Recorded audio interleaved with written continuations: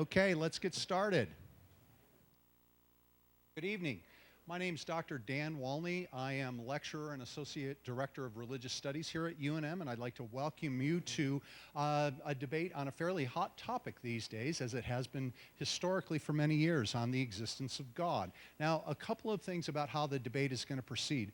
I'm going to introduce the debaters here in a moment, but just to let you know that you have an opportunity to ask questions of the debaters that we're going to get to later in the program. So if you don't have a 3x5 note card to put some questions on, then sort of raise your hand and we'll get to you. And there's also some survey cards that are going around that I think are going to be helpful, and I'll let you know when to pass those to the middle. Now, before I get to the introductions here, just a note. I think that everybody that's here knows that the topic and the subject matter that we're going to be dealing with is a highly sensitive one. And I would hope that everybody that's here would conduct themselves with the degree of scholarly respect that we deserve here at the university. So let me start by introducing our debaters. For the affirmative on whether God exists, we've got Trent Horn. Trent holds a master's degree in theology from the Franciscan University of Steubenville and serves as coordinator of Respect Life Parish Leadership Support for the Roman Catholic Diocese of Phoenix. He specializes in training pro-lifers to intelligently and compassionately engage pro-choice advocates in genuine dialogue. He's also completing his first book entitled The Catholic Guide to Answering Atheism. Trent currently resides in Phoenix and is preparing to marry his fiancée Laura in May. Over here on the negative side is Jim Travis. Jim is an atheist and self-taught philosopher who has read widely and studied a number of religious debates on this topic, including the works of Richard Dawkins, Christopher Hitchens, Sam Harris, and Dan Barker. Jim is very analytical and has discussed these issues with friends and family for many years. He's worked in the construction industry and as a laser electro-optic technician on high-precision positioning mechanical and software systems in the semiconductor industry. So the debate is going to proceed in a fairly standard format, and we're going to start with Trent with the affirmative opening speech.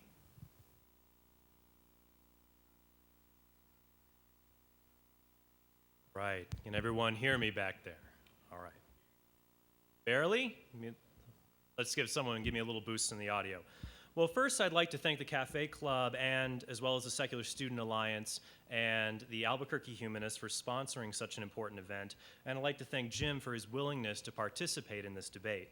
In the past, I've asked atheists what would convince them that God exists.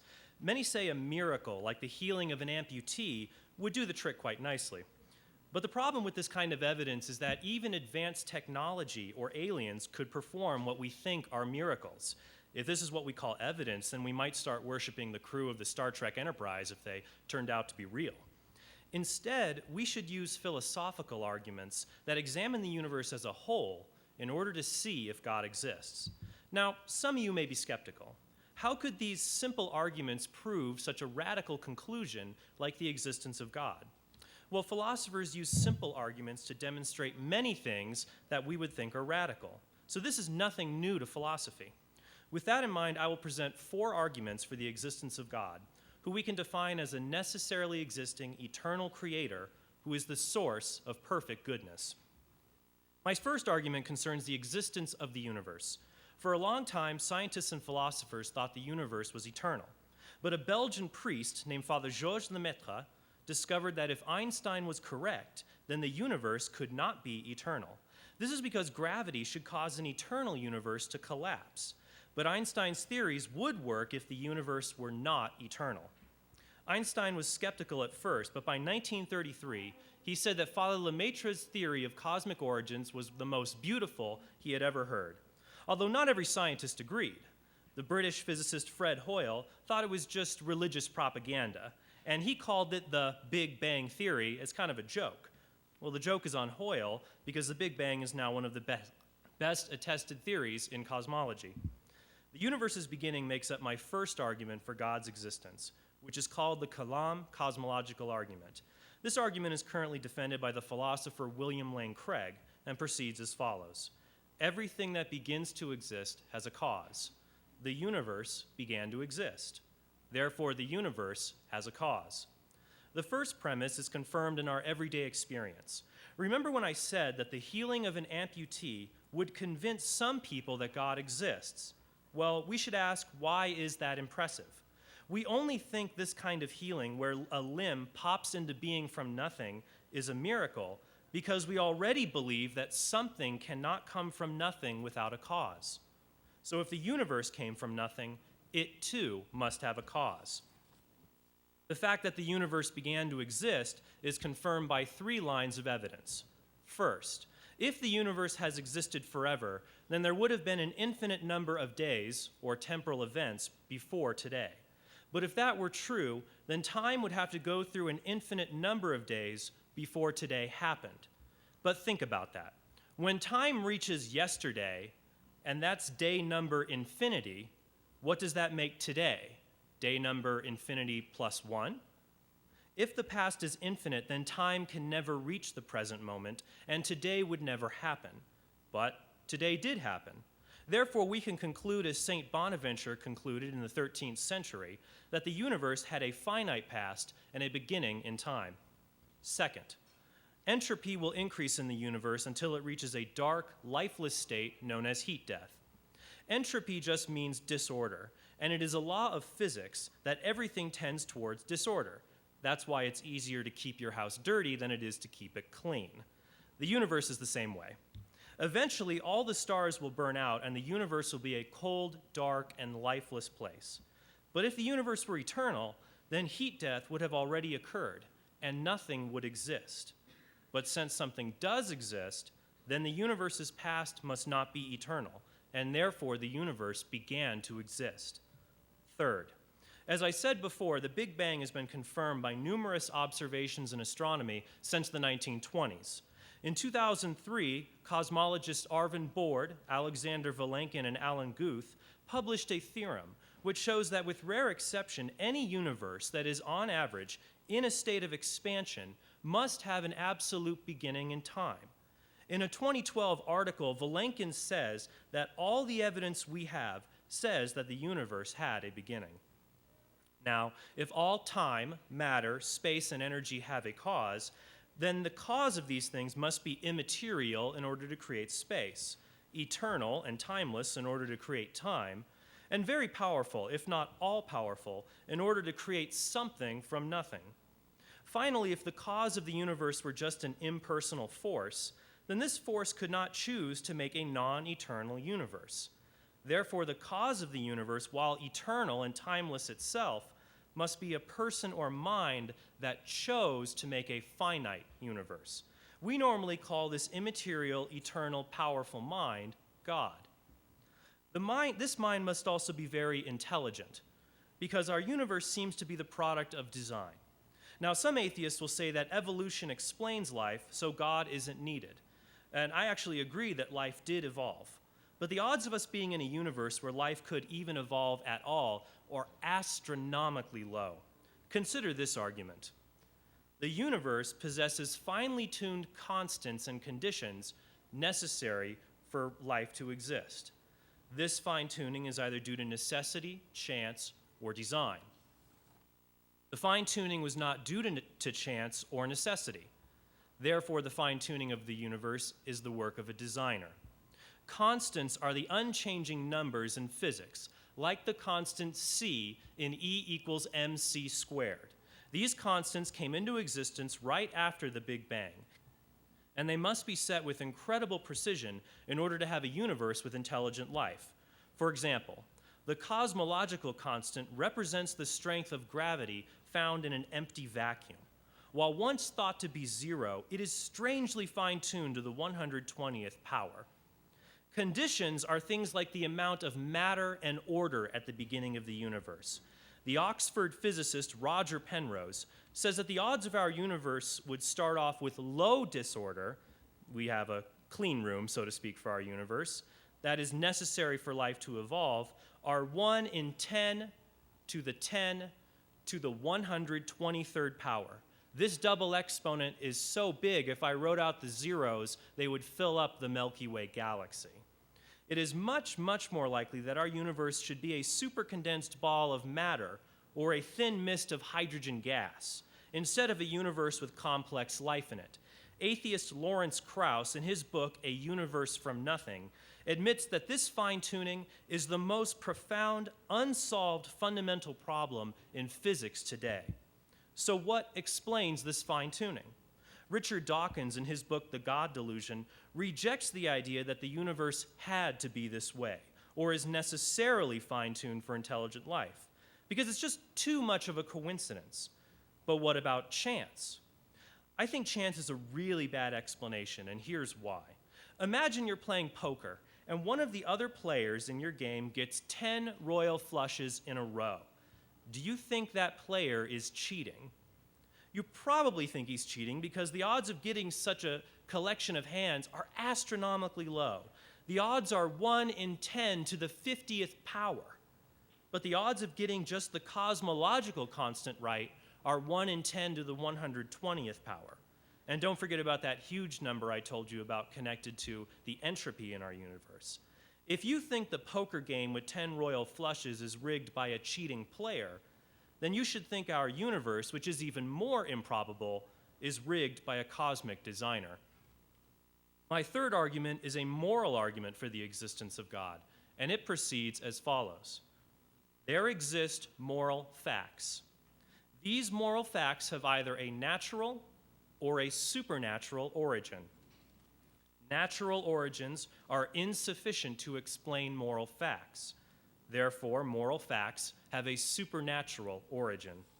What do I mean when I say there are moral facts? This is what I mean. I would just ask everyone here, is it a fact that it's wrong to torture children for fun? Isn't it a fact, and not an opinion, but a fact that it's wrong to rape women? When we say these things are objectively wrong or are facts, we mean that people who think these actions are right are as mistaken as the person who thinks the earth is flat. Furthermore, more than half of professional philosophers, most of whom are atheists, agree that moral facts exist. Now we have to ask, where do these moral facts come from? Are they natural or supernatural? If morality simply evolved among humans, then acting moral may be useful. But then again, fertilizer is useful for growing corn. But it's not morally good to use fertilizer.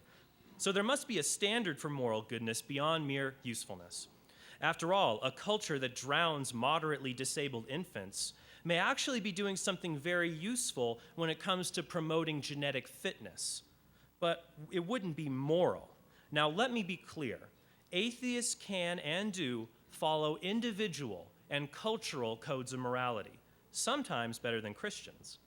But these codes must simply assume that it is a fact that we should be moral. They have no basis in nature or human opinion to say that such facts are objectively true. But the theist can ground morality in God's perfect nature. In fact, atheistic philosopher J.L. Mackie says that moral facts are so weird that it's extremely unlikely they would exist unless there was an all-powerful God to create them. In response to this, Mackie says that we should give up objective morality and be atheists.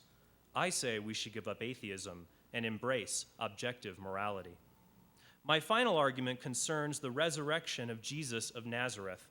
The ancient historians Josephus and Tacitus, writing within 100 years of Jesus' death, testify that he was a real historical person. So the question is, what happened to Jesus? If Jesus rose from the dead, then this confirms his divine identity and would be good evidence that God exists. Now, I'm not going to argue that Jesus rose from the dead because the Bible says so. I'm going to take an approach used by scholars like Gary Habermas, and for the sake of the argument, take the New Testament as a set of ordinary historical documents. Under this view, there may be both true and false things in the Bible, and we can use historical criteria to find out what really happened to Jesus. Using this historical criterion, we can establish a set of minimal facts that I believe are best explained by Jesus' resurrection. First, Jesus died, was buried, and his tomb was discovered empty by some of his women followers. There is no alternative burial tradition for Jesus, and the early accounts we have lack legendary embellishment. They just read as simple accounts of something that isn't very extraordinary, that a man who died was buried. In addition, the embarrassing fact of women discovering the empty tomb counts in favor of the event's authenticity. If the empty tomb were fictional, Mark would have never described women finding it, because in the first century, women's testimonies were not trusted. For example, the Talmud, which is a collection of ancient Jewish wisdom, says that the testimony of a woman should be treated in the same way one treats the testimony of a criminal. Finally, the tomb was in Jerusalem, where Jewish and Roman authorities could have retrieved Jesus' body and disproved the apostles' resurrection claims. All these facts provide good evidence that Jesus' tomb was indeed found empty on that first Easter morning. Second, even most skeptical scholars admit the disciples had some kind of experience where they believed they saw Jesus raised from the dead. This information comes directly from the Apostle Paul in his first letter to the Corinthians, a letter that no serious historian doubts was indeed written by Paul. What makes Paul's testimony remarkable is that as a Jewish leader, he used to kill and persecute Christians. However, he converted after an encounter with the resurrected Jesus and was even willing to die for the Christian faith. And Paul was not alone. Jesus' half-brother James also converted, who was a skeptic. Some people say that the disciples simply hallucinated their encounters with a post-resurrection Jesus. But a hallucination is not an adequate explanation for these appearances because Jesus appeared to groups of people in a variety of circumstances, and group hallucinations of the same object are almost unheard of. Also, a hallucination would not explain the conversion of skeptics like Paul or James, and it would not explain Jesus' empty tomb. Even if the apostles had hallucinated, they would have imagined that Jesus was in heaven with the heroes of Israel and had not resurrected prior to the end of the world. Such a belief was simply unheard of in the first century. Jesus' resurrection was not something to just believe on a whim, and if it were false, these men would not have gone to painful deaths for it. I contend that Jesus' resurrection is the best explanation for his empty tomb, the appearances to the disciples, the conversion of skeptics, and if Jesus did rise from the dead, then the God who raised Jesus almost certainly exists. Finally, I would like to make it clear that in order to make the case that God does not exist, Jim will have to show that all four of these arguments fail to establish the existence of God. However, even if he did that, it would not be enough to show that atheism is true. After all, even if someone debunked all the evidence for complex life on Mars, it would not follow that there is no complex life on Mars. We would just have to be agnostic to the question. Likewise, in order to defend atheism, or the non-existence of God, Jim must show that there are both no good reasons to believe that God exists, and there are good reasons to believe atheism is true. If that challenge cannot be met, I contend that the rational person is justified in believing that God exists. Thank you.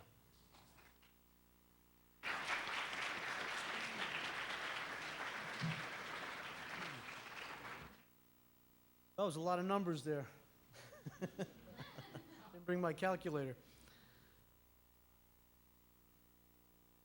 First of all, thank you all for coming tonight. In the interest of time, I just want to thank everybody who had any hand in putting this together.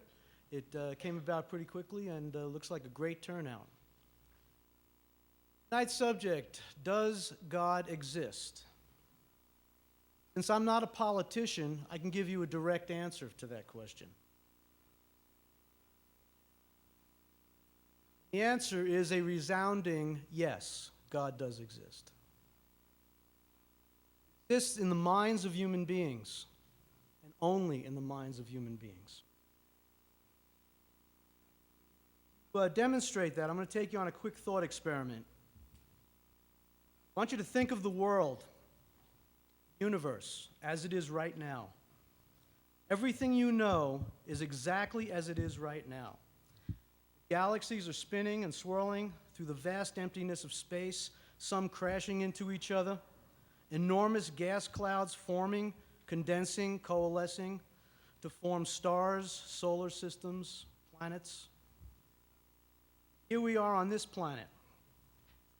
Think of this world right now, as it is right now, except for one thing. Human beings do not exist. We were not created by God, and we did not evolve. So everything else is the same. Birds fly, clouds form, rain falls, fish swim in the great oceans, thunder, lightning, but no human beings. I have one question. Where is God in this world? Do the animals gather in a clearing in the forest once a year to discuss the origin of their existence? Do the fish, the lobster, the whales, the dolphins congregate around coral reefs and discuss why they're here? Of course not.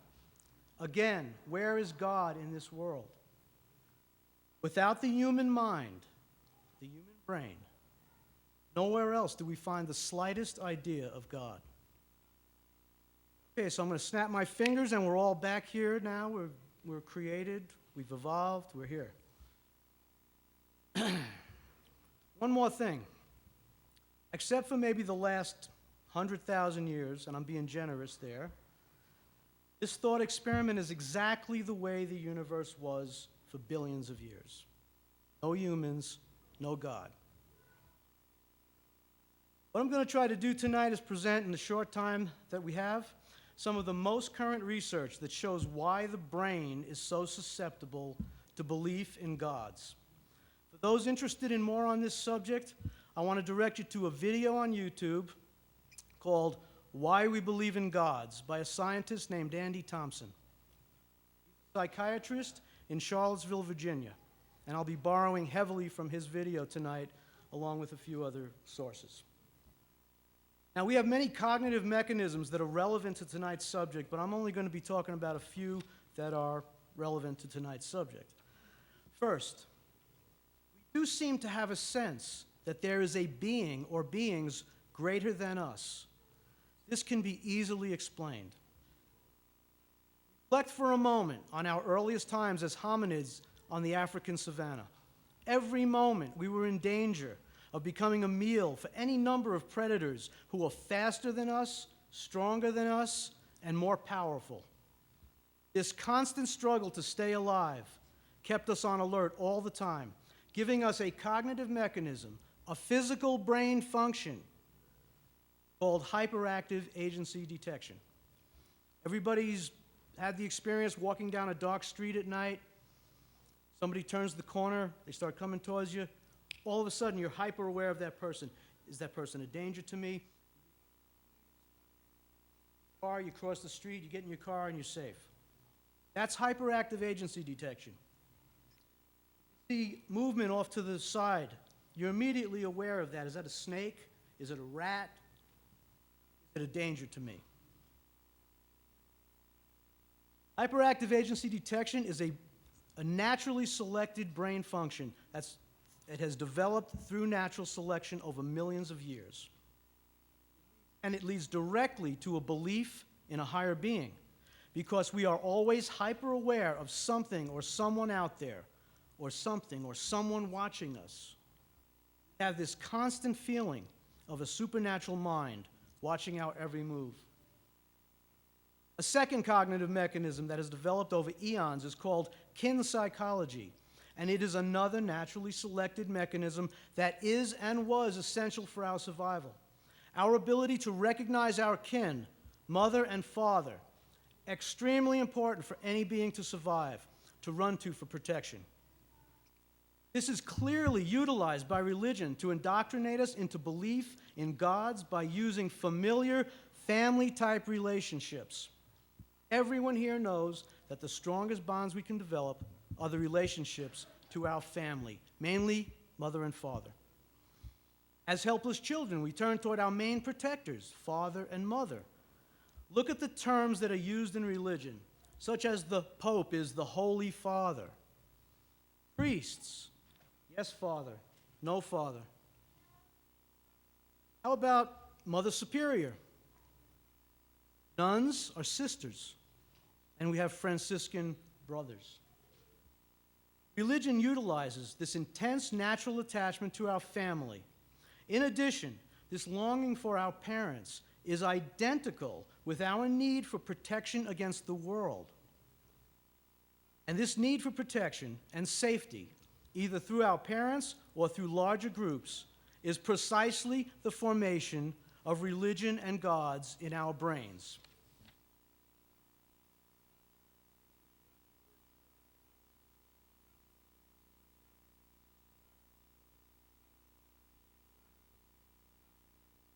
I want to read a quote from a book called Good Without God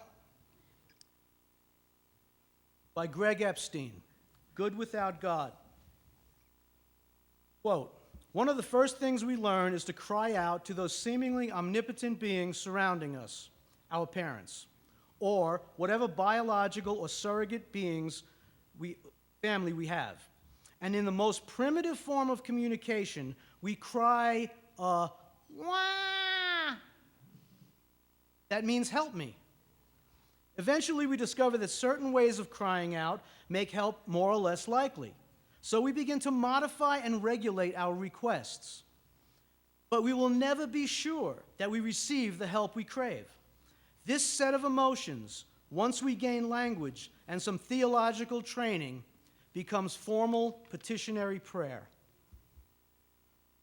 Okay, so one more brain mechanism is called projection. And many of you are familiar with that term. This is when we project emotions and feelings onto others. There are various reasons, but again, I'm going to just stick to tonight's topic. As early humans developed into larger groups, civilization appeared. Civilization is a construct for providing defense against the terrors of the natural world, natural disasters, disease, other humans, and of course, predators. It's much easier to recover from an earthquake or flood if we have others to help us. Likewise, if we have help when we're sick, we can survive disease and accidents.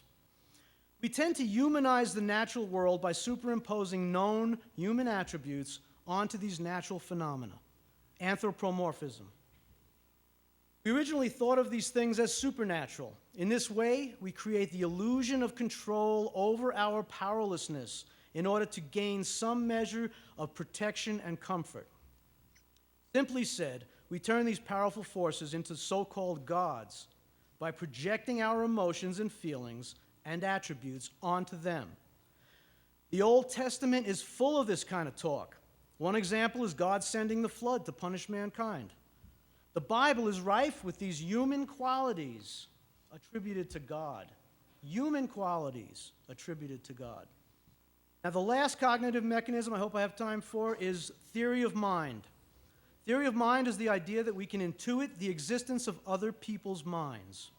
Since we cannot directly experience a mind other than our own, we have evolved the cognitive ability to predict other people's behavior and intentions because we have the same feelings, desires, and intentions. This ability is essential not just for survival, but for all complicated social interactions, which is one of the traits that sets human beings apart. It is a specific cognitive ability to understand others as intentional agents. Brain scan research shows that the same regions light up when people are presented with statements about God and religion as when they are presented with situations concerning interpreting other people's intentions. Same regions light up when thinking about God or when thinking about, well, what is that person thinking? This data comes out of a study by the National Institutes of Health, and here is a direct quote from it. These results demonstrate that specific components of religious belief are processed using well-known brain mechanisms and support psychological theories that show religious belief is grounded in evolutionary, adaptive, cognitive functions. Evolutionary, adaptive, cognitive functions. I'll give you a couple of examples of this. God is a jealous God, a vengeful God. God wants us to worship Him, obey Him, and He's pleased when we do these things. These are direct examples of theory of mind. We are intuiting that God has intention, that He wants, that He needs. But the description of God is that he's all-knowing, all-powerful, omnipotent. Why does a God with this infinite amount of power have these purely human attributes, these human faults, you might even say? You have to say to yourself, something doesn't add up there. In addition to the few brain functions I've mentioned so far, there are many more that are used by religion to instill and maintain belief in supernatural entities. Also, many human attributes such as a sense of fairness, a sense of right and wrong, an ability to cooperate with one another, these attributes are clearly found in other primates. Chimpanzees, bonobos, and some monkeys show these traits, as well as mammals and even insects. Here is a quote from a study by Jessica Flack and Franz de Waal. These are primatologists. Franz de Waal has been studying primates for 50 years. Quote, "Animals, including chimpanzees, have not evolved moral systems anywhere near the level of ours, but they do show some of the behavioral capacities that are built into our moral systems.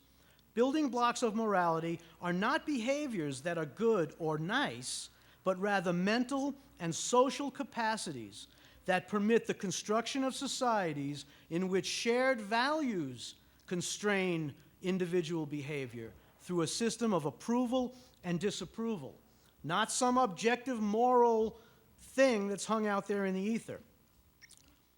This is a better explanation for moral reality than we see in the world around us, than to posit that some supernatural being just created correct moral behavior. In fact, studies by Jesse Bering, a professor of psychology at Wells College, shows that 6-month-old human infants exhibit a distinct moral sense when presented with situations that demonstrate good or bad behavior. This is long before a child is exposed to the Bible or the concept of God or any other moral instruction. The hardwired, evolved brain function, and there is no evidence that God gave us these traits when he created us so that we could then seek him out. All the evidence is in the other direction. These are the evolutionary roots of the things we call morality and ethics. There's no God that just gave us these traits. No, they evolved over time, and we earned them, you might say, through the force of natural selection for survival purposes. I urge you all to do some study of natural selection independent of what your religion teaches about it. It's an amazing and beautiful process once you begin to understand it. Thank you.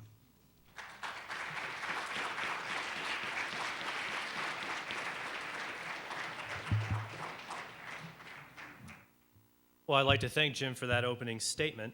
You'll recall that I said that there are two contentions. I would show there are good reasons to think God exists, and there are no good reasons to think atheism is true.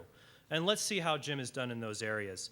First, Jim said, well, yeah, God exists. He's in all of our minds. Well, Jim, I think what you mean is the idea of God exists. And I'll grant you, of course, the idea exists, just as the idea of Santa Claus or the idea of dragons exist. What we're debating is, does this idea correspond to something that really exists? Jim asked us to imagine when humans didn't exist. Where's God in the Jurassic Age? He's nowhere around because there are no humans. But think about this. During the Jurassic Age, did the multiplication table exist? Did Maxwell's equations exist? Did the theory of relativity exist?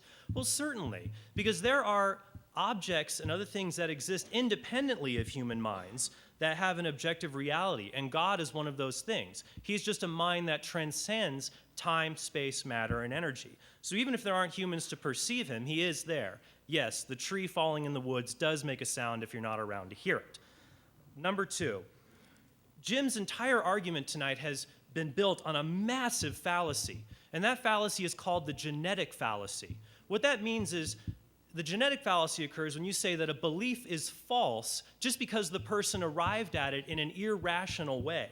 For example, take Lucy. Let's say Lucy is an atheist because she was raised by atheist parents who indoctrinated her and kept on a vegan diet so she lacked protein and her brain didn't fully evolve. So she didn't have the right tools to analyze the arguments, therefore God exists. Well, that doesn't prove anything. Just because let's say you're an atheist because you don't want God to exist, like the philosopher Thomas Nagel. that wouldn't show theism is true. It just shows you don't have a good foundation for your belief. So the reasons that Jim gave dealing with hyperactive agency detection and that evolution has programmed us to find God, those are really irrelevant to tonight. As the skeptic Michael Shermer says in his book, The Believing Brain, he says, even if our brains are programmed to seek out God, the question still remains, does God exist? Your brain may be programmed to find that snake in the grass, but I tell you, it either is there or isn't. So we need serious arguments to examine if this God does exist. Jim said, well, evolution's programmed us to say that church and everything, that we've projected family onto this anthropomorphisms. I would say, though, that if God exists, he's designed us to be ordered towards family, and we see this. Even atheists are guilty of anthropomorphism. They sometimes say that we should protect the environment because of all the earth has done for us. Well, that's just a projection. The earth is an inanimate object. And I'm not going to let this debate get into anything about the anthropomorphic issues in the Bible. This debate isn't about biblical inerrancy. It's about whether God exists at all. Jim made an interesting argument about other people's minds, and I think his main argument tonight is going to work against that. He said that we've learned to identify other people's minds through evolution, that we have to assume other people have minds in order to get along and survive with one another. But think about that. What if I made the argument that everyone you see around you does not have a mind? Because think about it, your brain was programmed to find minds in other people for your survival. So since evolution's programmed you with hyperactive agency detection, and you can't empirically see other people have minds, you only see mind-like behaviors, it follows no one else has a mind. But that certainly doesn't follow at all. And in fact, if God exists, that would make sense that humans have minds because they're made in God's image. Number 7, Jim says that in our brains, the same regions light up when we think about God and when we think about the intentions of other people.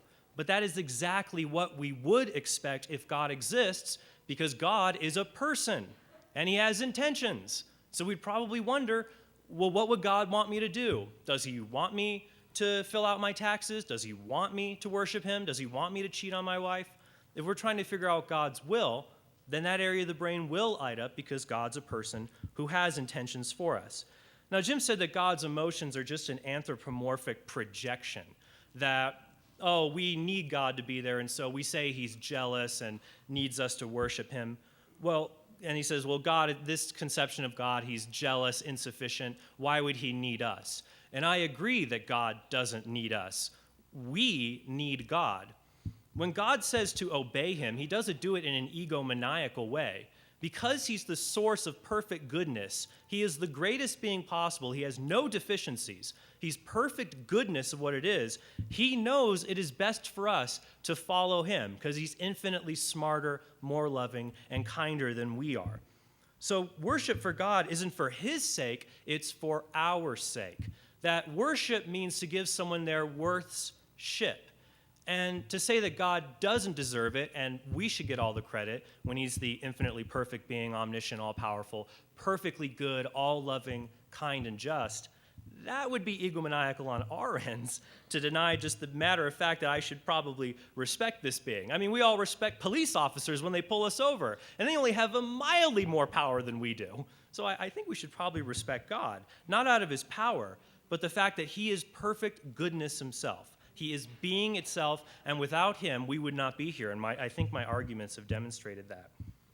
Jim says that animals exhibit moral behaviors too. But I will say that animals only exhibit evolutionarily disposed altruistic behaviors. Animals literally ascribe to the idea that you scratch my back, I scratch yours, and maybe pick out a few fleas while I'm there. Hopefully you're not doing that with anyone here.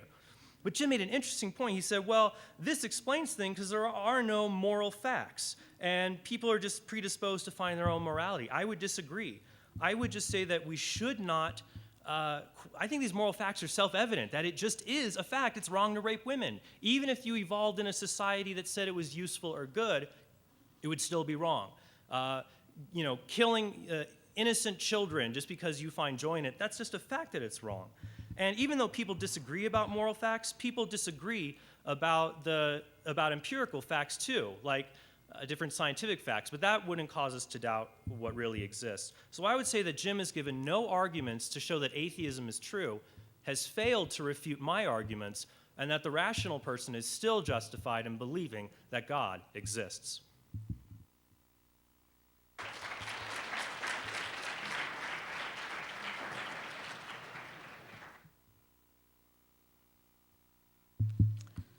Okay. First of all, Trent makes a lot of statements that actually prove my point about God. He makes many statements that say God wants this, and God wants this, and God is this way, and God has these desires and these ideas. This is making my point that, how does he know that? Who told him that? Does God speak to him? This, again, is what we see in when people talk about God. If you look at excuse me, evangelical Christians on TV, they all seem to know what God wants. How is that? Does God speak to all of them, but he hasn't spoken to me? Has he spoken to anyone in this audience directly? Can you write down what he said? Directly shows the theory of mind concept. Okay, so what would convince me that there's a God? Well, God appeared to Thomas. God appeared to Paul. Why only those two people? Why doesn't he appear to everybody? And then we can end this big cat and mouse game about, well, does he exist or doesn't he exist, and all the pain and anguish and worry and mental energy and emotion that goes into all of that. Why doesn't he just tell us? Philosophical arguments that Trent has tried to present are age-old arguments. And they're not simple arguments. They're extremely complicated arguments. And they're very old. The cosmological argument dates back to Socrates, Plato, and Aristotle, and actually before them. That's 2,500 years ago. The Anselm's argument, the ontological argument, dates back 1,000 years. These are great thinkers. These were fantastic men. The fact that we still talk about them today and still argue about their ideas shows that they were great thinkers, but they did not have the benefit of all of the information that we've accumulated as human beings up to this point.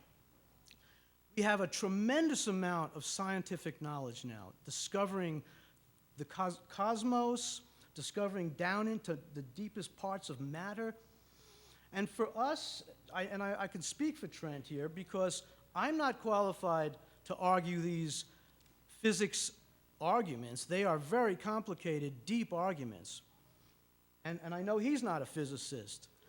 So we're just touching the surface of those arguments. And those are not arguments that bring people to a belief or send people away from a belief in any kind of a deity. These are arguments that are for philosophers and physicists. And when they make a discovery like that, these arguments trickle down to us 10, 15, or 20 years later, if we're lucky.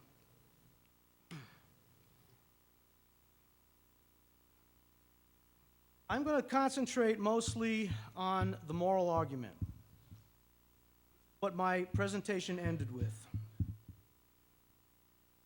I did not say that the behavior observed in primates is moral behavior, and none of the primatologists say that either. But it is the building blocks, just the building blocks, the beginnings of a type of moral behavior. And you have to admit to yourself that in the society we live in, there is murder, there is killing, children do get tortured, and we do have war. If these things are morally objective, then why do we have them? And I need to define these terms, because whenever I hear this objective moral value argument, that term is thrown out there without any definition. Definition of objective: of or having to do with a material object, as distinguished from a mental concept, idea, or belief. Second definition of that is having actual existence or reality. Third definition of objective: uninfluenced by emotion, surmise, or personal prejudice. Of or having to do with a material object. If killing exists in this world, then it's not objectively morally wrong. For it to be objectively morally wrong, it would have to not exist in the world. It would have to have physical reality in the world. Morals are relative. We see that different cultures have different moral values. Now, this is usually defined as a relativistic moral viewpoint, and so it is.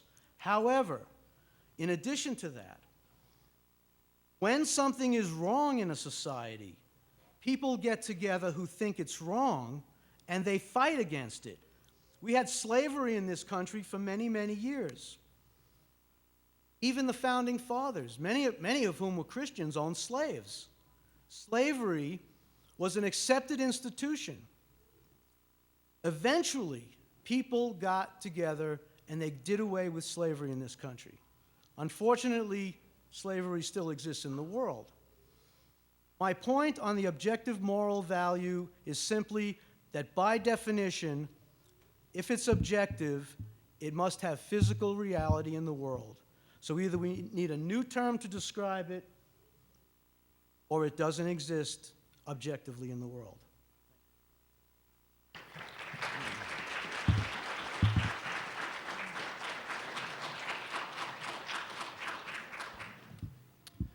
Let's examine those arguments that I presented for the existence of God. Remember, I presented arguments from the beginning of the universe, the fact that it's fine-tuned and that tuning can't be explained by chance or necessity and is only adequately explained by design. And we have evidence God has revealed himself through the supernatural resurrection of Jesus. And Jim has not chosen to respond to any of those arguments, so I think we can conclude there is a creator and designer of the universe who's raised a man from the dead. Now we have to figure out, is this creator and designer of the universe who's raised a man from the dead, which if you're an atheist and you believe in that, that's a strange form of atheism, is he the source of moral goodness? Let's look at some of the things that Jim brought up. He said that I made assertions about God. Not at all. I made rational inferences that if God exists, then if he sustains everything, nothing can be lacking about him. If he were a created being, he would have deficiencies. But since he sustains all existence, there can be nothing deficient about him, and a priori, that would deserve our worship or respect. Also, that if Jesus has been resurrected from the dead, which my argument went unchallenged, Jesus said we should love God, and if a man can walk out of his own tomb, what he says, that's good enough for me.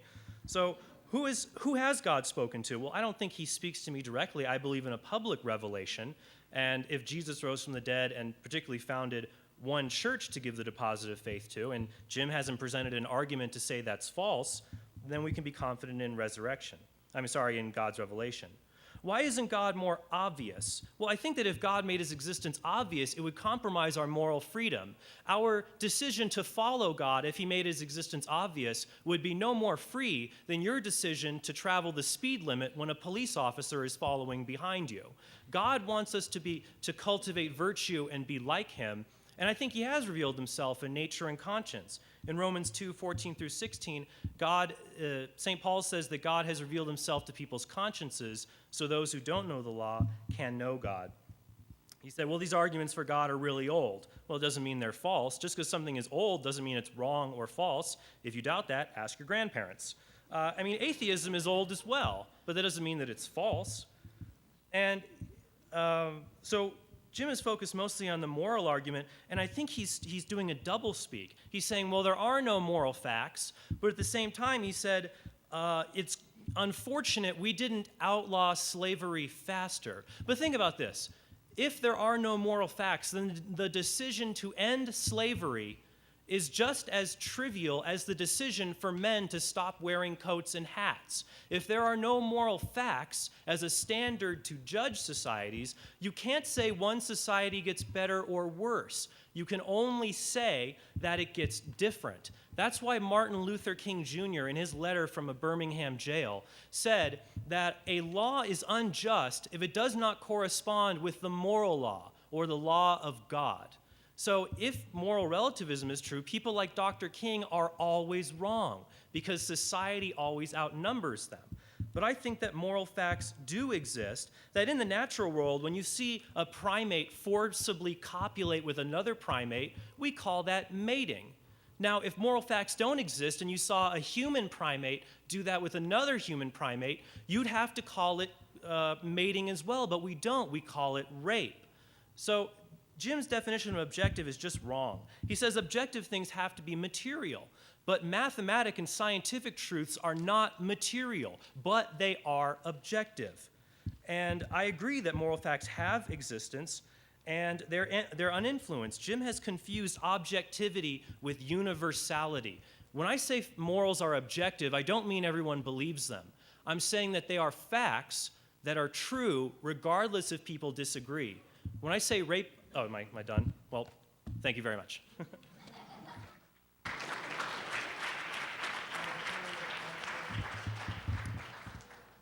I haven't confused the word objective. I looked it up in the dictionary, wrote it down, and then read it to you. The word objective means what it means. Now, if there's another definition of that, I'd like to hear it.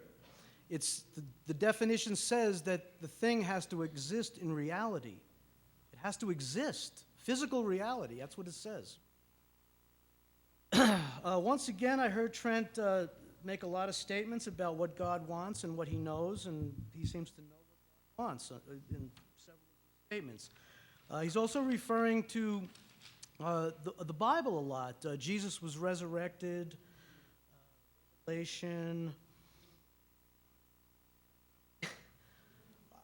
These stories are only from the Bible. There's only one book, one source for all of these stories, and it's the Bible. Jesus rose from the dead. It only comes from the Bible. There are no alternate historical accounts of that. Josephus, he mentions Josephus, one historian mentions Christ, not Jesus. He mentions the word Christ. Christ is a title. Like today we have Mr. or Mrs. Christ was like a very respectful title for people back in those days. So these stories only have one source. Now, if there were multiple sources, if there were multiple historians at that time who had their writings here today, I mean, we know more about the pharaohs from 6,000 years ago, 8,000 years ago. We know more about people on the hunter-gatherer groups, little small hunter-gatherer groups, 10, 12, and 15,000 years ago than we do about Jesus Christ. And he was only 2,000 years ago. There are so many inerrancies in the Bible. Now, Trent said earlier that I mentioned the Bible and I shouldn't have mentioned it, but he's been mentioning it quite a bit, so I'm hoping that I'm allowed to mention it now. But there are so many inconsistencies and inerrancies in the Bible. There were 40 years in the desert. That's dated about 13th century BC. That's the Israelites spent 40 years in the desert. No archaeological evidence for that, none whatsoever. And believe me, Jewish historians have been, archaeologists, paleontologists, have been searching the desert for evidence of the 40 years that the Israelites supposedly spent there. It was supposed to be several 100,000 people. Even if you reduce that to maybe 20,000. No campsites, no settlements, nothing earlier than the 10th century. Okay? The Battle of Canaan, No evidence, no historical evidence for the Battle of Canaan. None whatsoever. A golden age of Israel and Judea, 1000 BC. It's only 3,000 years ago. No evidence for that at all. What else? The Bible conflicts with many known scientific facts today. Why aren't these things in the Bible? Why isn't the age of the universe in the Bible? Why didn't God tell us the age of the universe, the age of the earth? Why didn't he tell us about disease or technology? How come he didn't give us any of these things in the Bible? How to build a car, a computer. If it was written by God, if the Bible was written by God, why is the earth, why did we believe that the earth was flat at the center of the universe and that the sun goes around the earth all of those years? We had to discover that much later on. The arguments that I said were old, they are old. They're good arguments. They're very good arguments, but these thinkers did not have the information we have today. Thank you. I'm out of time.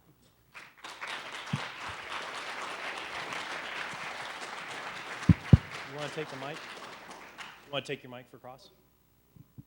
What we're going to do now is we're going to take a brief opportunity to have them do some cross-examination with one another. And at this time, I'd like, if you have any questions that you'd like to have me read to the speakers, I'm going to go through those questions and try and sort out what I think are the best ones for the debate. So take them and put them towards the center, and Destiny is going to pick those up.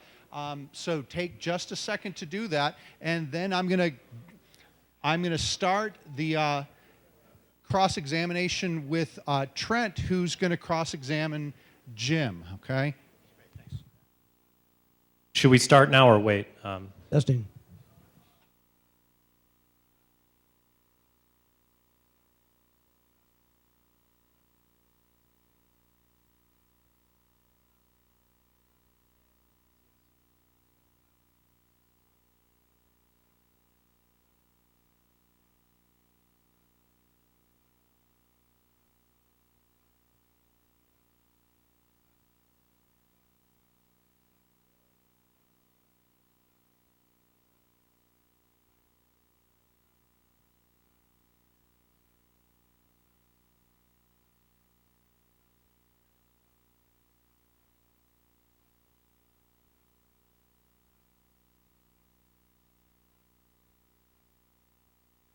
Howdy.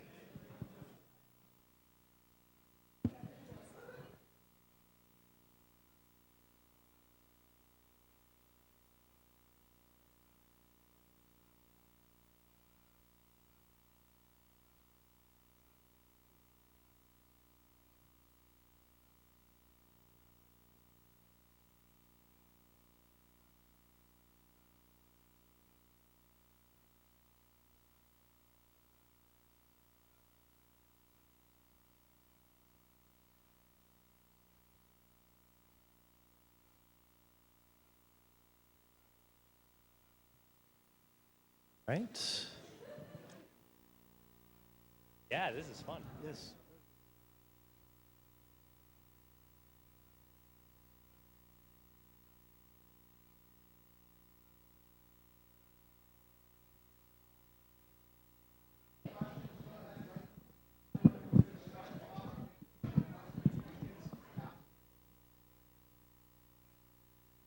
One.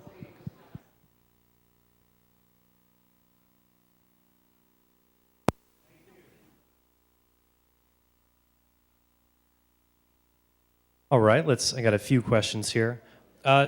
Jim, is it possible for the Bible to have errors in it and for God to still exist? Yes, it is, but you can't use the Bible then and say it was written by that perfect being, that all perfect, all-knowing being. It doesn't work. Oh no, I would agree with you that, but yeah, that would be begging the question to say that God exists because the Bible says so and the Bible's right because God made it. Definitely that's begging the question. But I only used the Bible to affirm Jesus, and I said it wasn't made by God. It could have true and false things. So on the question of Jesus, you said that Josephus only mentions Christ. Have you read the two passages in the Antiquities that refer to Jesus? No. You haven't read them. So how do you know it only mentions Christ and it doesn't say there was a wise man named Jesus who performed many strange and startling things, and he was brought up to be killed by the leading men among us under Pontius Pilate, and the tribe of Christians to this day still exists. So you're confident that Christ isn't mentioned in there even though you haven't read it? Where is that? It's in book 18 of the Antiquities, and in book 20 of Josephus's Antiquities, he mentions James, the brother of Jesus, who was called the Christ. Okay, well, I will learn that, but I'm not aware of it, no. I have Okay. not read it.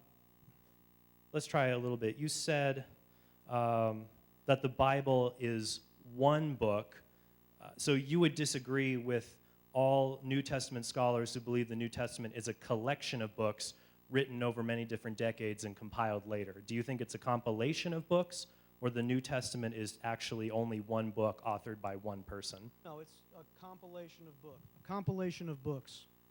So if it's a compilation of books then and letters, wouldn't we have multiple sources to Jesus, not just one? No, not at all. These books have been written long after Jesus lived. There were no eyewitness accounts and no historical accounts.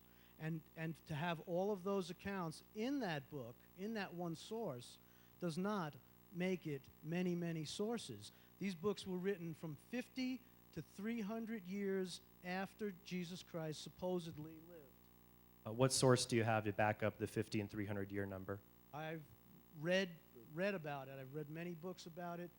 I can't cite a specific source right now, but anyone in this room can look it up on the internet. You can research that. All of these books were written long after Jesus lived. One last question.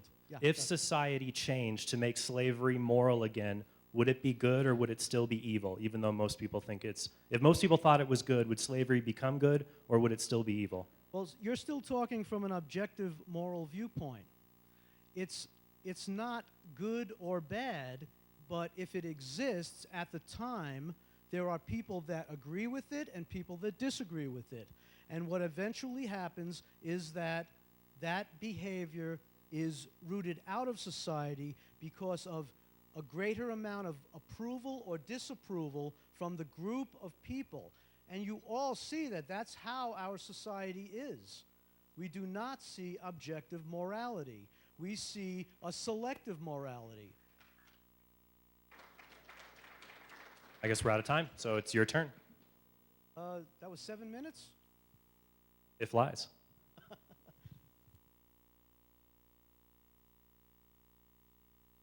Do you believe in evolution? Yes, I Trent? do. Okay. And it's also the position of the Catholic Church. And in 2004, the International Theological Commission by the Church affirmed with Cardinal Ratzinger, the current Pope, saying that it's highly plausible that life evolved and that came from the Big Bang. Okay, and we have souls. You believe we have a soul? I believe that everyone here is not just a molecular machine, that there are immaterial aspects of them. So did God give us a soul at some point during this evolutionary process? When did the soul come into existence in our bodies or material thing? Well, I don't think it's implausible to think that God gave the ability for early hominids. Francis Collins, for example, is the head of the National Institute for Health. He mapped the entire Human Genome Project, and so he knows genetics very well. He sees no problem in thinking that somewhere from 10,000 to 100,000 years ago, based on hominids' ability to develop moral sense and rational awareness, God gave people souls. But even if human beings did not have souls, God could still exist. For example, the philosopher Peter Van Inwagen at the University of Notre Dame is a materialist. He thinks humans are just material objects that God can resurrect. He doesn't believe in souls, but God still exists, so I don't think it's really relevant. He also fell down on his knees and believed in God when he saw a frozen waterfall that had You're three. talking about Francis Collins? So he seems to be pretty susceptible to that belief. Okay, and are we designed by God? Has he designed us the way we are? I think that human beings are naturally oriented towards being made in God's image, and in particular, identifying moral truths. That's why we have a sense of outrage at moral wrongs, even if a majority of people think that they're right. And I would just disagree with you that morals can be objective and not universal. For example, it's objective that the Holocaust happened and we landed on the moon, even though such belief isn't universal. What I meant, Trent, was did he design us, physically design us? Are we designed by God in his image? And if so, why are we so poorly designed? What do you mean? What do you mean by design? That he put us together like Legos? Yeah, basically, well, if he evolved, if he set up evolution and we evolved this way, why do we have pain, and why are we so fragile and we're susceptible to disease? What is this design? This is a very poor design by a great and all-powerful being. I just don't get it. Well, I think we would have to ask, what are God's purposes in his designs? And I think from Revelation that, and I have grounds to believe in that because I think I showed Jesus rose from the dead and that wasn't challenged, that God desires us to follow him, and that God's purpose is not to hook us up to pleasure machine. You didn't prove that Jesus rose from the dead. Well, it wasn't disproven. You asserted, you say with words, you said that Jesus rose from the dead. You didn't prove it. Well, I think that an argument is a sound one if the premises are true and there's valid reasoning, and you haven't shown, in 3 out of 4 of my arguments, well, I think actually all 4, you haven't shown any of the premises to be false or they're invalid reasoning, so I think they succeed. What is the proof then for Jesus? I don't see any proof. You have asserted it out of the Bible, which says it. That's the only place that says it, but there is no physical proof of any kind. How do you assert that you have proved it? I was not asserting anything. I used a pattern of reasoning called inference to the best explanation. That's not proof. That's reasoning. So if you went outside and saw that your car had been destroyed and your stereo was taken out, you would probably arrive at the conclusion that somebody broke into your car and stole things, right? Of course, but that's not...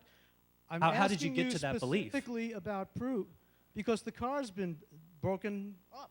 I didn't do it, and God didn't do it because he doesn't exist. How is Jesus proven to have risen from the dead? What I gave were a series of facts, and historians do this. Not facts, I'm sorry. Well, I gave evidence for them, and you didn't disprove the evidence, so I think we can believe their facts. What evidence? What is the evidence? Well, I keep saying that there's evidence, but I haven't seen any. Has anyone here seen evidence, physical proof, that Jesus rose from the dead? Do you have any evidence that Julius Caesar crossed the Rubicon that's here with us right now? There's a tremendous amount of historical evidence. Like what? For that. Books that have been written, historical books that are here all over the place. So, Jim, you're willing to say that one book can be trusted and not another, but in fact, in many... There are many books, Trent, that have historical evidence for Julius Caesar, but there's only one book that asserts that Jesus Christ rose from the dead, a physical reality that no one here has ever heard of anywhere else. Okay. Ever in history. Okay, but if it's a singular event, what I said was I'm making an inference to the best explanation. I gave good evidence. Well, do you think Jesus existed? No, I don't. Okay, so you're willing to go... Okay. So you're willing to go against the majority of historians. In fact, there are only probably 5 historians in the world. The majority of historians don't absolutely 100% believe that Jesus Christ existed. Okay? There is perhaps a consensus among some historians that believe that, and then a consensus among a whole bunch of other historians that don't believe that. What historians can you cite that believe Jesus did not exist? Well, I can't cite one off the top of my head, but there are many books that historical documents, historians that have not written about Jesus. There were many historians at the time of Jesus, many that lived at that time. Like who? And none of them, there are no other historical... If there was any historian that lived at the time of Jesus Christ that had written about him, he would be known today. he would be the second book next to the Bible that would offer proof of Jesus Christ's existence at that time. And there is not one, and that's why I don't know of any, because I'm not going to read historians that have not written about him.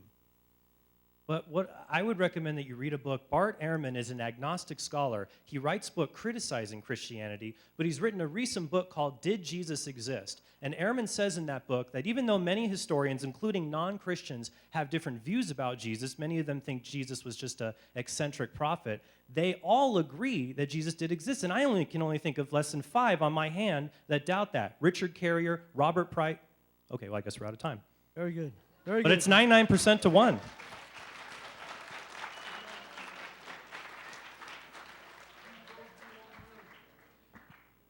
Okay, well, I had a chance to look at the questions that were offered from the audience, and apparently you guys are all thinking very carefully about this, and you've got a bunch of tough questions. And so I'm going to try and give a question to each of our 5 questions to each of our participants. They'll have a couple of minutes to respond, and then if they wish, the person on the other side can respond as well. And I'll start with the affirmative side with Trent. This questioner, I think, is asking about some of your claims about the actually talking about a story from the Hebrew Bible where God commands that the Israelites slaughter the Amalekites, men, women, and children. God, I guess I'm kind of putting words in the mouth of the questioner here. If God is the source of morality, then why would he ask the Israelites to do such heinous deed? Okay, that's a good question. First, when I say God's the source of goodness, when we talk about with something's good means a perfection of being, and evil is an absence. Evil is a lack of being. Similar to how cold isn't a thing, it's a lack of light. A lack of heat. Darkness is a lack of light. God, if he's the necessary creator of the universe and is uncreated by anyone else, he would have no deficiencies. And my moral argument, I think, shows that we see some things are really good and evil, and they have to flow from somewhere, and that'd be God's perfect nature. Now, to the Old Testament, a few points. 1, let's say that all of it was true and that God ordered this and it was immoral.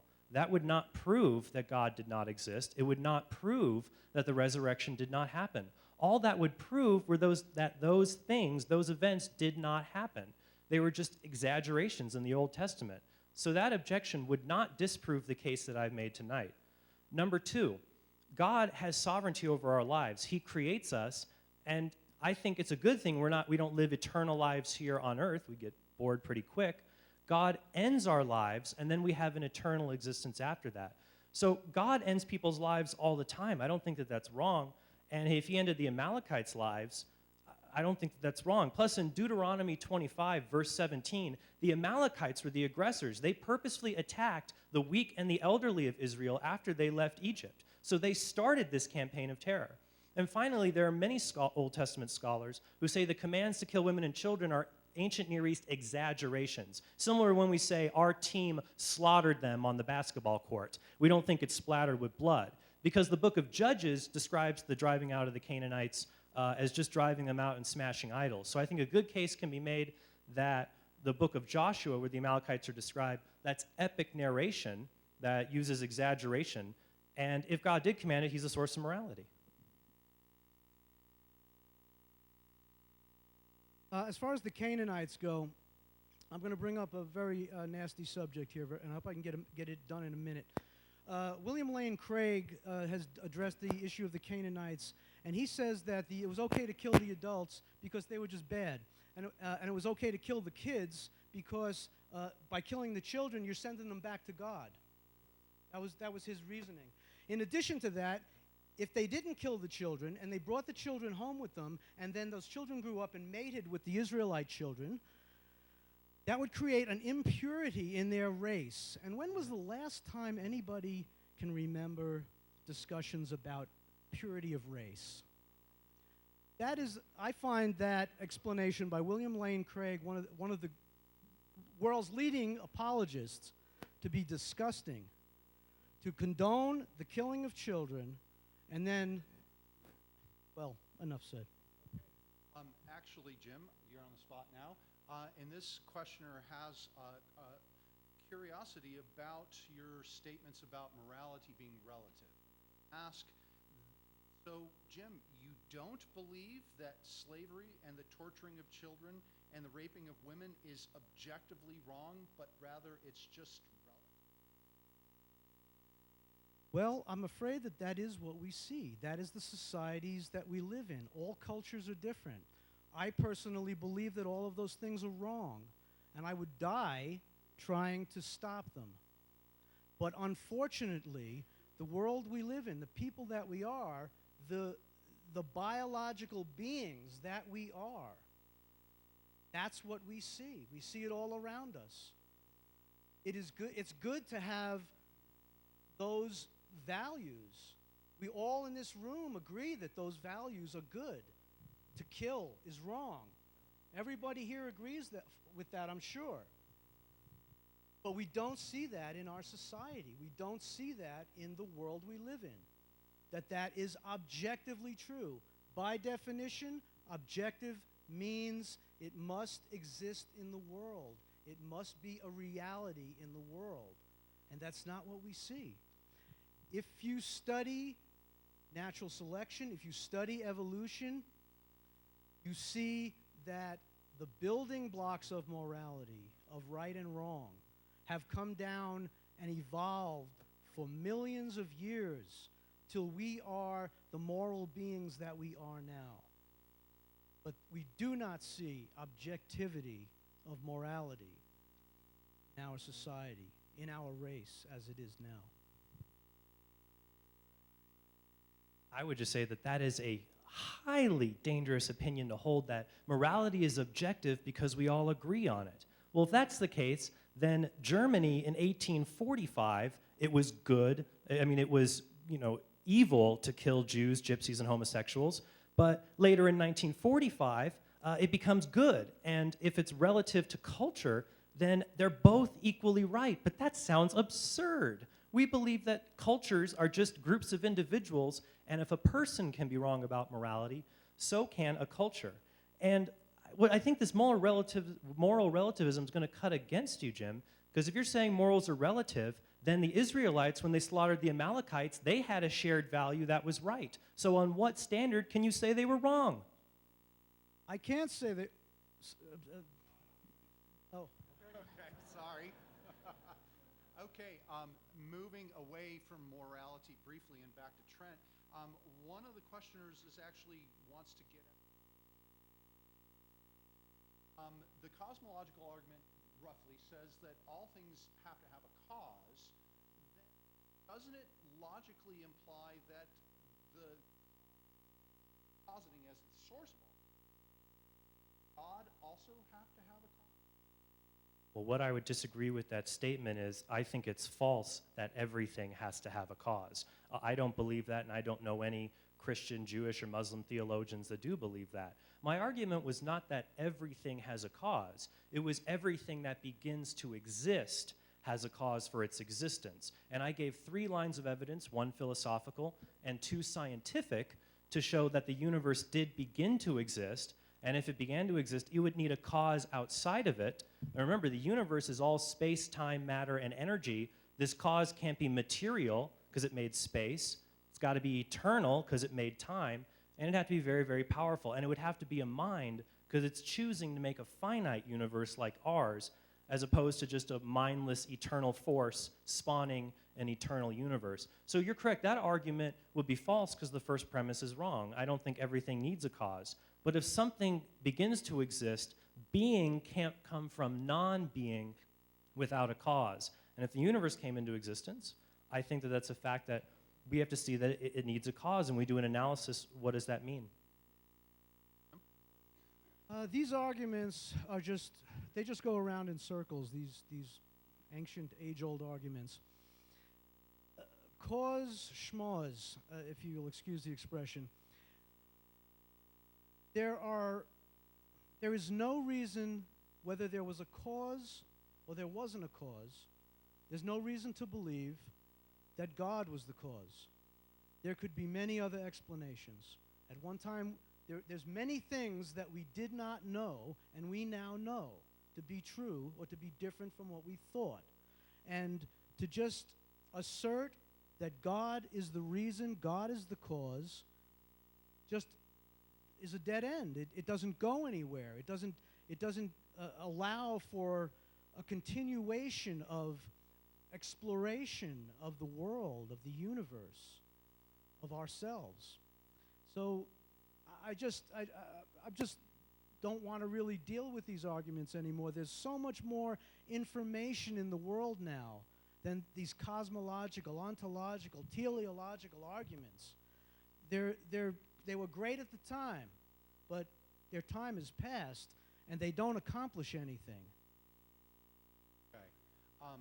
Back to Jim now. And this has to do with a questioner that was wondering about your dictionary definition of objectivity as having material existence. And Trent responded, and I guess the questioner wonders what you have to say about this, that if you say that something objective has to be material, then what do you have to say about mathematics, which seems to have objective truth without having a material basis? Very, very good question. And I'm really not sure how to answer that, but the word objective means what it means. If anybody here has a phone, they can look it up on the internet. What is the definition of objective? If it says that it must have physical reality. Now, the term objective, moral, value, that term, if you put those words together, they have to have meaning by definition of what those words mean, what the definition of those words are. And that's what I'm going by. So, mathematics, you can say it existed before human beings were here. That's possible. And then human beings come along and we discover it because it's already here.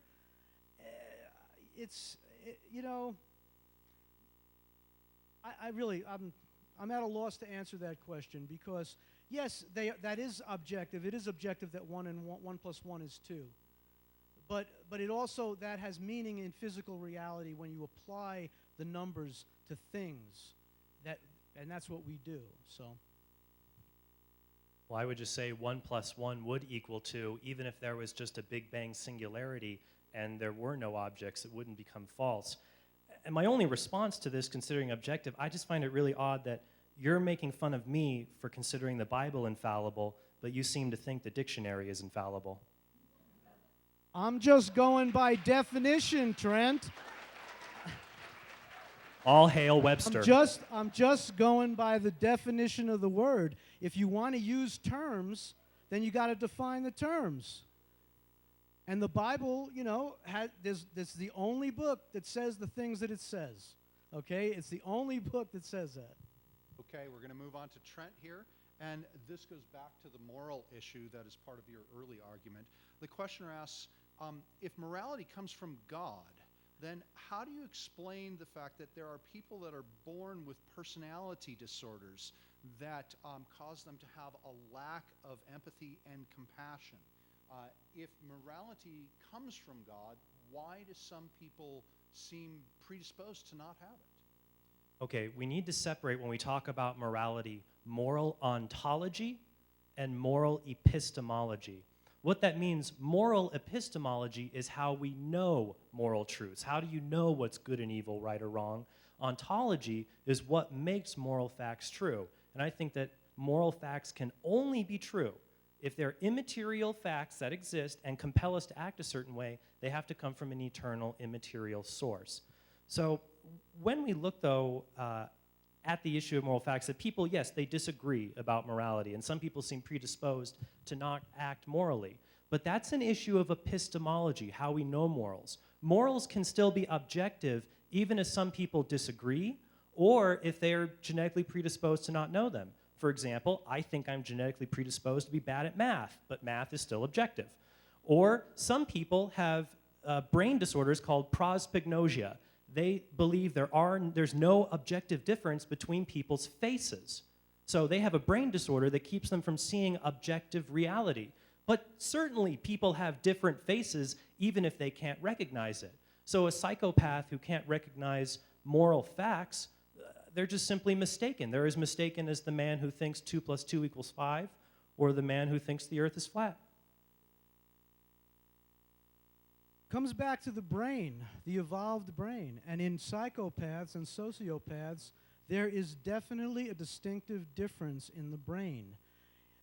The epistemological information and the ontological information doesn't help the situation, but when you look at the biological problem that a person like that has, and you apply that physically to the world and come up with real-world answers, that's what's important.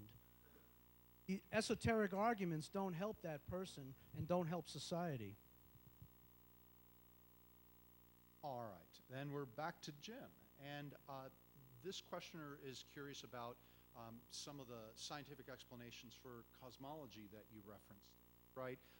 It being true that matter cannot be created or destroyed, do you have any kind of non-supernatural explanation for the existence of matter? No. And neither do any of the eminent physicists that are on the cutting edge of physics today. There are lots of theories. I'm not a physicist. I can't answer these questions. Trent's not a physicist either, and he can't answer these questions. So no, but there are lots of theories about matter coming into existence. Lots of them. Go look them up. Well, I would say there are different theories or models related to the universe, but if you do a survey of cosmology, there is still one model that's called the standard model, and that would be the universe originating from a Big Bang.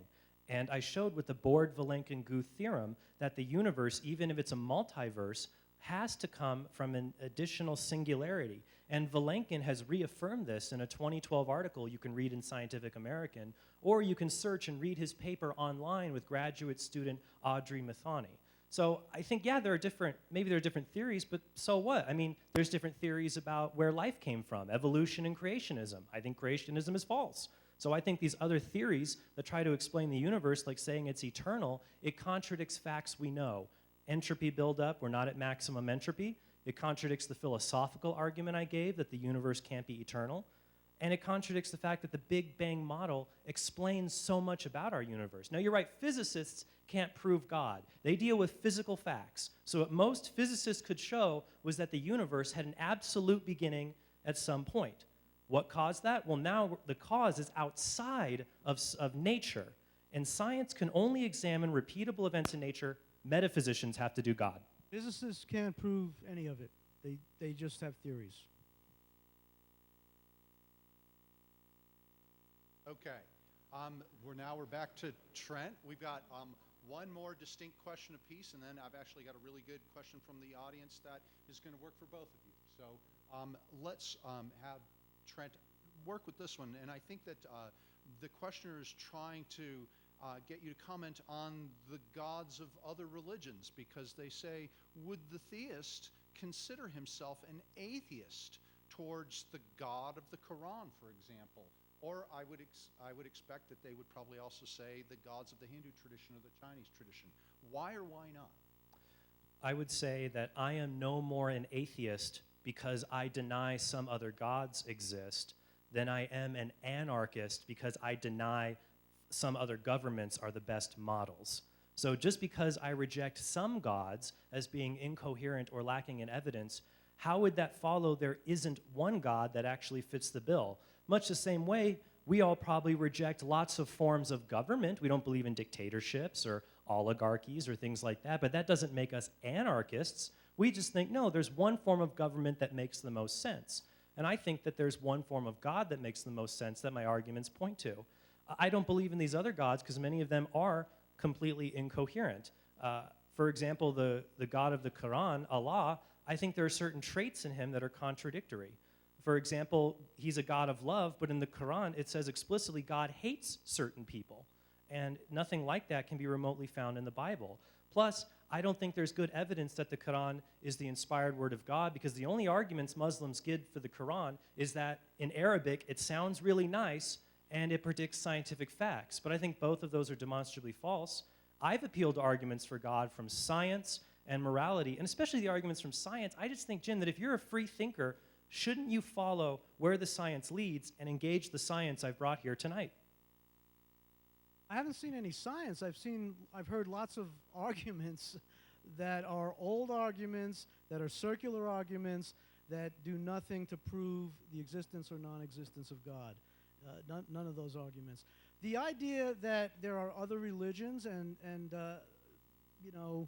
other gods, yeah, there's been thousands of other gods throughout history, thousands of religions that are now defunct and gone, many that we don't even know about, that have these crazy ideas about the beginning of the universe. That alone, that right there, should make one question how anyone knows that the one thing, the one God, the one religion, this is the one. This is the only one. Religions are fighting everywhere around the world. Strife, war. Why? Religion. Ireland, the Mideast, former Yugoslavia. All of these places, Africa, South America, everywhere. I'm sorry. Okay, finally, Jim, by a strictly materialist and atheist stance, humans are really just biological machines in a way. If that's the case, how do you account, from your perspective, for our consciousness and our unique ability to perceive and to experience reality? So you want me to answer a question that nobody else on the planet can answer. What's the nature of consciousness? Well, it's all up here. It's all right here. We have evolved. I don't know why, but we have. We're here. We think. We have a subconscious that takes care of 90% of the things that we're about. We can think of 4 or 5 different things at the same time. We can talk to one person while listening to a conversation across at another table. We can have the TV on, have the radio on, be working on our computer. What's the nature of consciousness? That's not a question that I certainly can answer, but it's a wonderful thing. It's an incredible thing to ponder. And why would I want to think that some God that I have no evidence, no proof for whatsoever, doesn't appear at all in my life, gave me this thing, just gave it to me, and now I have it? Doesn't make any sense to me. Well, I would say that consciousness, we are aware of certain facts related to it that makes it an incredibly wonderful and yet confusing thing. That we can have mental states that don't seem to be identical to our brain states. That a blind person can know every fact about color, for example, but our minds can represent color in a way that no fact ever can. And that seems to show that these kind of facts are immaterial. But if you accept an atheistic worldview, you seem tied to materialism, which I think is false. You also seem to have to be tied to the idea that there is no such thing as free will, because if it's only your brain, then your choice to do anything is about as free as a Dr. Pepper can's choice to fizz a bunch when you open it. So I think the fact that we have free will, mental states that represent things, even Alex Rosenberg in his Atheist Guide to Reality says that consciousness is so strange that being an atheist, he thinks it has to be an illusion, because if it really did exist, then God must exist.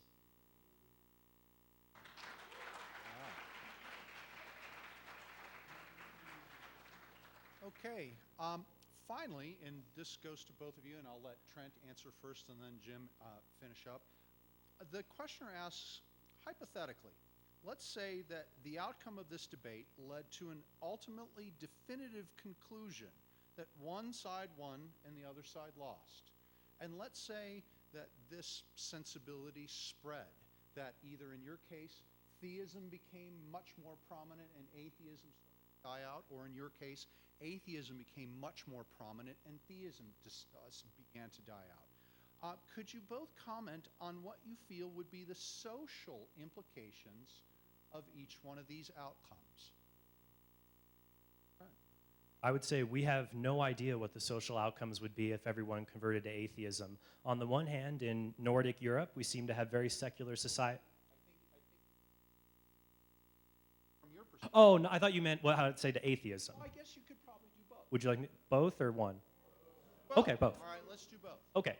If atheism became widespread, we wouldn't be sure. It could end up like the Nordic states, where we have pretty well-functioning socialist countries, or maybe it could be like the Soviet Union. Richard Wurmbrand, in his biography of being tortured in the gulags, describes the communist guards saying, "I thank God in whom I don't believe, because now I may express the evil that is in my heart." And they rejoice in their torture. So it could be good, it could be bad. Same for theism. But I would say the social consequence of a belief does not show the belief is true or false.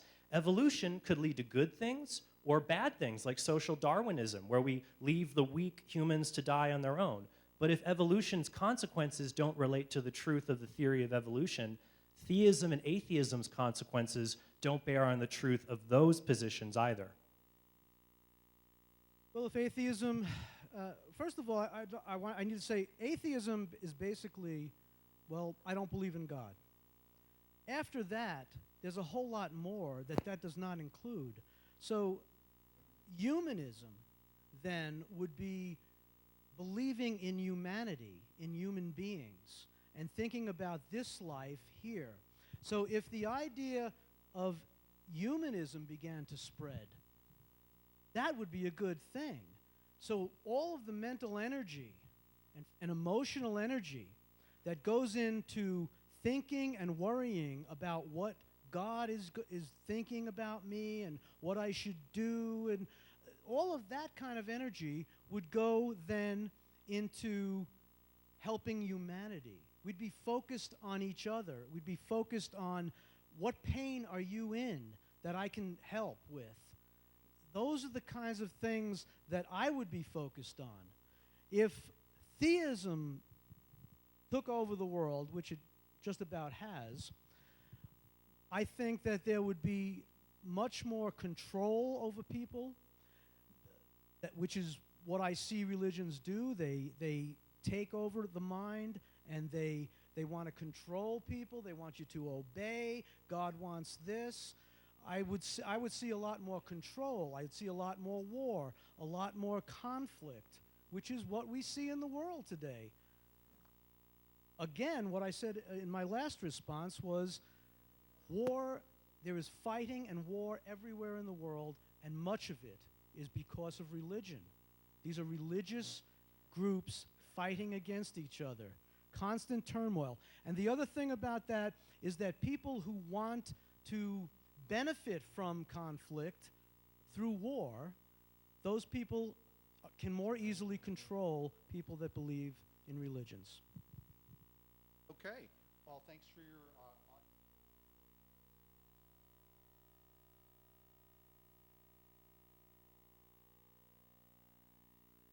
I'm going to try to tie together the threads of this debate to what we discussed tonight.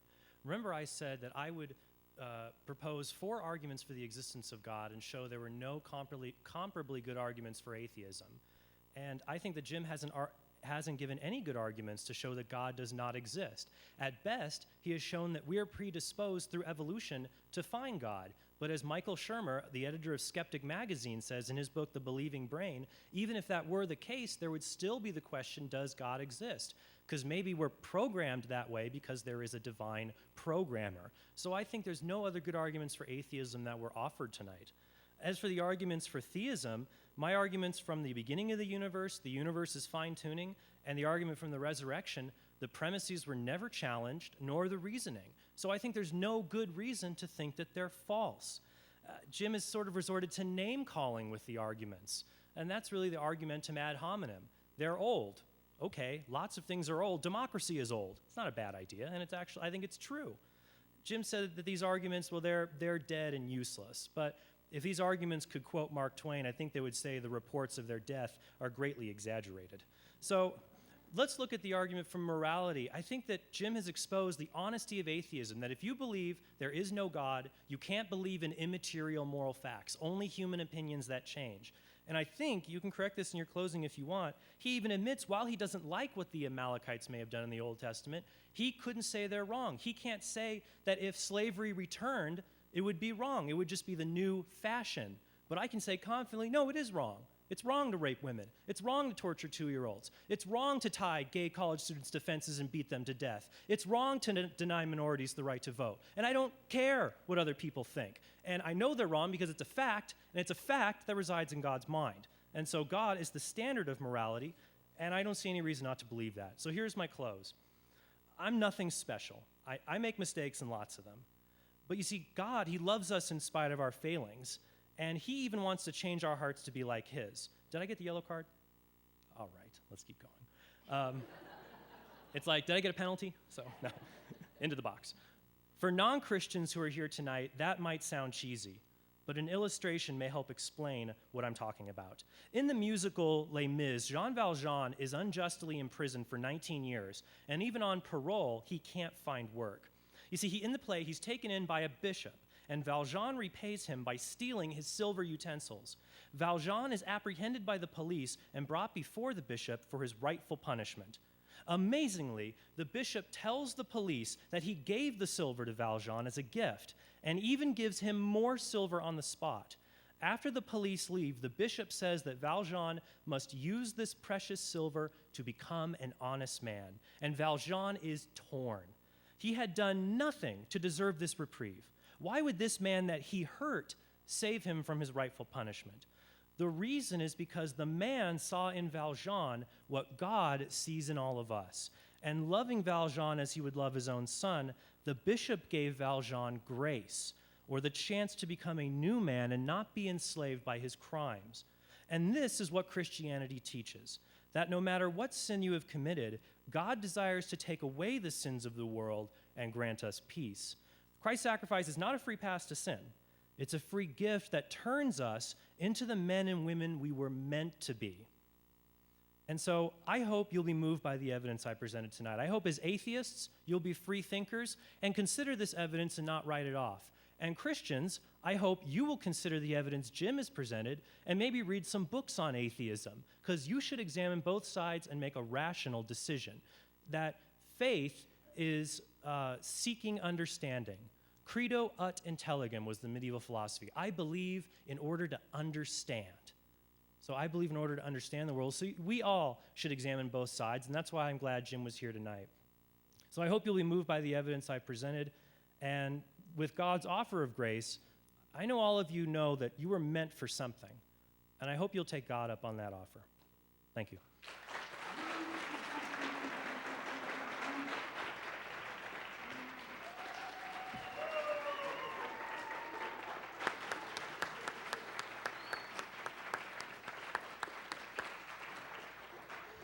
Thank you all. Thank you. I'm not going to take 5 minutes. I just have about a 2-minute closing. My purpose here tonight really was not to prove the non-existence of God, but to bring new information to this discussion and hopefully open your minds. Just like Trent said there at the end about reading some books different other than the Bible, and learning some new things about who we are. So just the last couple of thoughts.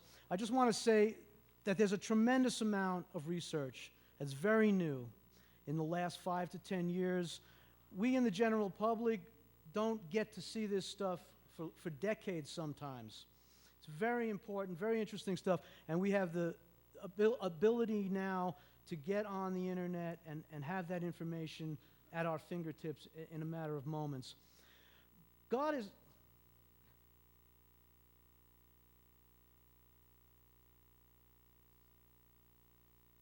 Okay, God is not mysterious. Okay, the universe is mysterious. It's filled with wonder and awe-inspiring beauty, as well as great destructive forces.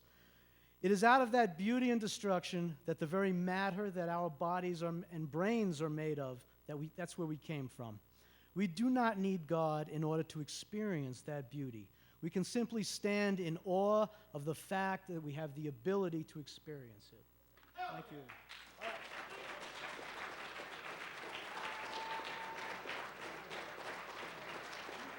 Thank you.